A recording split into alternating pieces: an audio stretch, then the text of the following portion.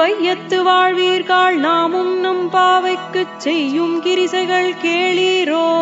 பார்க்கடலுள் பையத்துயின்ற பரமனடி பாடி நெய்யுண்ணோம் பாலுண்ணோம் நாட்காலே நீராடி மையிட்டெழுதோம் மலரிட்டு நாம் முடியோம் செய்யாதனச் செய்யோம் தீக்குறளைச் சென்றோதோம்.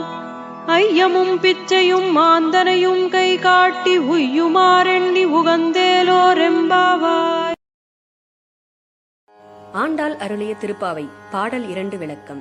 திருமால் கண்ணனாக அவதரித்த ஆயர்பாடியில் வாழும் சிறுமிகளை நாம் இவ்வுலகில் இருந்து விடுபட்டு அந்த பரந்தாமனின் திருவடிகளை அடைவதற்காக நாம் செய்த பாவையை வணங்கி விரதம் இருக்கும் வழிமுறைகளை கேளுங்கள்.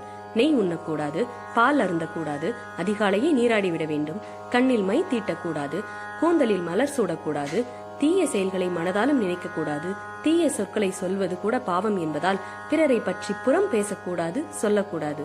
இல்லாதவர்களுக்கும் துறவிகளுக்கும் ஞானிகளுக்கும் அவர்கள் போதும் என்று சொல்லும் அளவு தர்மம் செய்ய வேண்டும்.